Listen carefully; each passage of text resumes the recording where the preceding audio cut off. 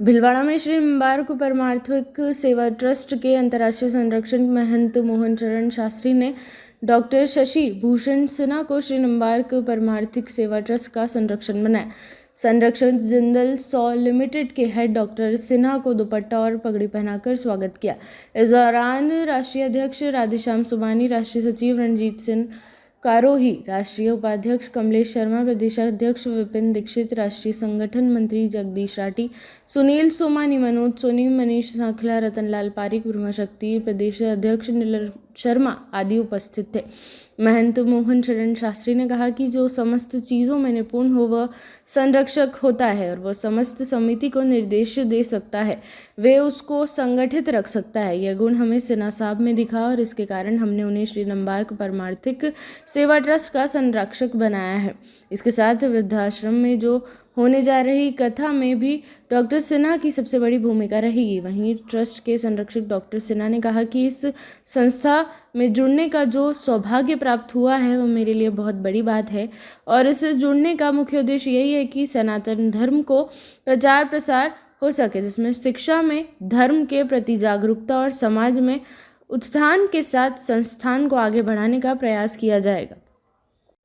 सिन्हा साहब को निम्बार्क पारमार्थिक सेवा ट्रस्ट में संरक्षक बनाया है और जो संरक्षक होता है समस्त चीजों में निपुण हो वो संरक्षक बनने योग्य होता है और समस्त समिति को अथवा ट्रस्ट को अथवा संगठन को वो निर्देश दे सकते हैं, आदेश दे सकते हैं और सुरक्षित रख सकते हैं। और ये गुण मैंने सिन्हा साहब में देखा है। समस्त कलाओं में निपुण है, भजन में और व्यवसाय में और आध्यात्मिक ज्ञान में भी वो उच्चतम शिखर को प्राप्त किए हुए हैं। इसलिए इस संस्थान के लिए योग्य संरक्षक आप ही है, इसलिए हमने आपको बनाया है। बहुत दिव्यता है आप में और ज्ञान भी है। जो कथा है वृद्धाश्रम में, उस कथा में सिन्हा साहब का सबसे बड़ी भूमिका रहेगी और सिन्हा साहब का सानिध्य में ही इन्हीं के उसमें सिन्हा जी भी कुछ उपदेशात्मक जो अपने जीवन में जो अनुभव प्राप्त किए हैं, चाहे किसी भी क्षेत्र से हो, मेन करके तो मुख्यतः आध्यात्मिक क्षेत्र में जो इन्होंने उन्नति प्राप्त की है उस विषय पर ये चर्चा करेंगे।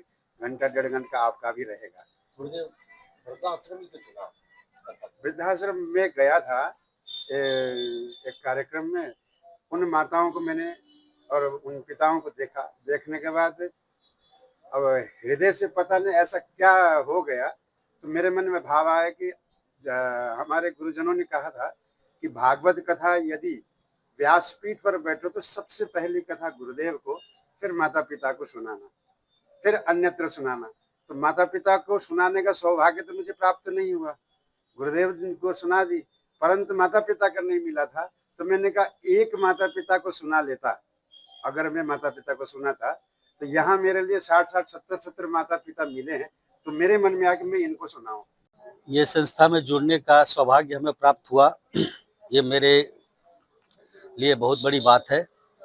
और इस संस्था में जुड़ने के पीछे एक बहुत बड़ा कारण ये है कि सनातन धर्म का प्रचार प्रसार जोर शोर से करेंगे और बहुत सी ऐसी चीज़ें हैं जो धरातल पर नहीं है, सिर्फ वातावरण में चलती है, उसको हम धरातल पर ला के क्रियान्वित करेंगे। मेन उद्देश्य इसका ये है कि हम शिक्षा के जगत में सनातन धर्म का प्रचार करेंगे। आजकल जो इंग्लिश मीडियम और तरह तरह के जो शिक्षा माफिया हो गए हैं, उसमें हम इस धर्म के माध्यम से जो कहते हैं अलौकिक ज्ञान देना आज के युवाओं में, वो करेंगे। गौ सेवा हमारा प्रमुख उद्देश्य रहेगा, वृद्धों की सेवा भी हमारी प्राथमिकता रहेगी और साथ साथ इस संस्थान को तेजी से हम और इसको आगे बढ़ाएंगे ताकि लोग इसके बारे में जाने, हमसे जुड़े और प्रगति करें।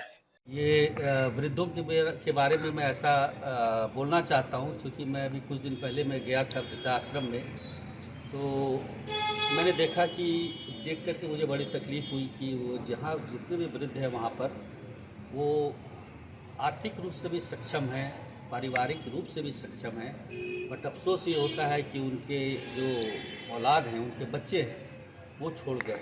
एक वृद्ध ऐसे थे जिन्होंने बड़े हर्ष के साथ हमको कहा कि सिन्हा साहब, हमारे 2 बच्चे हैं, दोनों कनाडा में सेटल हैं।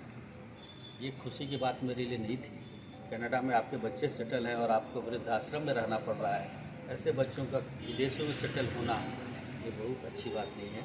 मैंने उनको यही कहा कि आपके दुख वाले दिन मैं तो लौटा नहीं सकता हूँ, लेकिन इतनी ज़रूर कर सकता हूँ कि आपके जीवन में खुशियाँ भरने का मैं पूर्ण प्रयास करूँ।